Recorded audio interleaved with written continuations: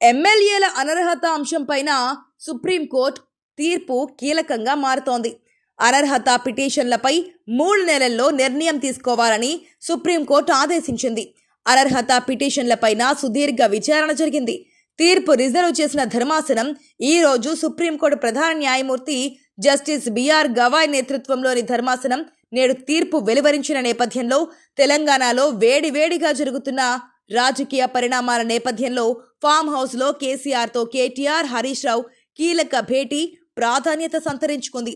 తాజా రాజకీయ పరిణామాలపై వీరి మధ్య సుదీర్ఘమైన చర్చ జరుగుతున్నట్లుగా తెలిసింది. ప్రధానంగా 3 అంశాలతో పాటు మరికొన్ని అంశాలపై వీరు సుదీర్ఘంగా చర్చిస్తున్నట్లు తెలుస్తోంది. బీసీ రిజర్వేషన్కు సంబంధించి పార్టీ ఒక స్పష్టమైన విధానం అవలంబించాలని, వీటికి సంబంధించి ఇదివరకే అన్ని పార్టీలు తమ అనుకూలతను స్పష్టం చేశాయి.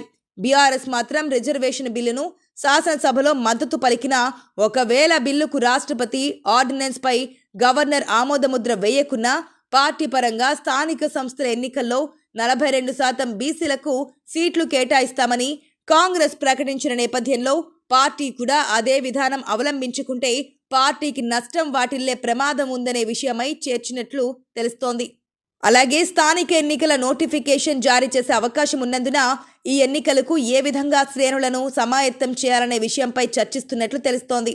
కవితను జైలు నుంచి విడిపించేందుకు అవసరమైతే పార్టీని బీజేపీలో విలీనం చేయాలని అనుకున్నట్లుగా జరుగుతున్న ప్రచారాన్ని ఎలా తిప్పికొట్టడం అనే అంశం చర్చకు వచ్చినట్లుగా తెలుస్తోంది.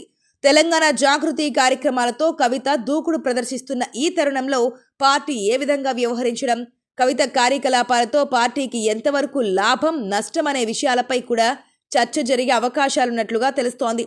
కొన్ని విషయాలపై కవిత పార్టీ లైన్ దాటి వ్యవహరిస్తున్న తీరు కూడా పార్టీలో చర్చ జరుగుతున్న సందర్భంగా కేసీఆర్ ఏ విధంగా స్పందించి నిర్ణయాలు తీసుకుంటారో ఈ భేటీలో నిర్ణయం జరుగుతుందని భావిస్తున్నారు.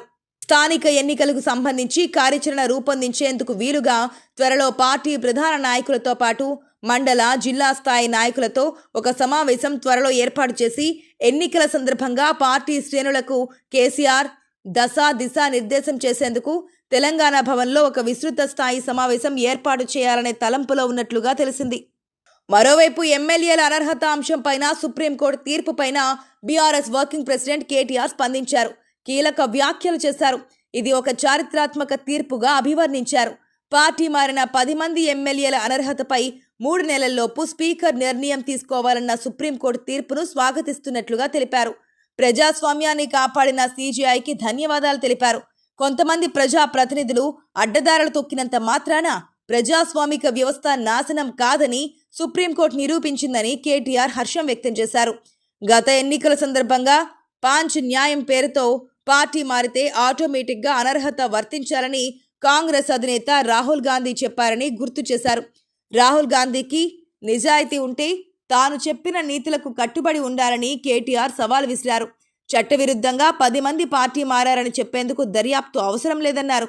10 నియోజకవర్గాలు ఉప ఎన్నికలకు 3 నెలల సమయం ఉందని, పార్టీ శ్రేణులు సిద్ధం కావాలని కేటీఆర్ ధీమా వ్యక్తం చేశారు.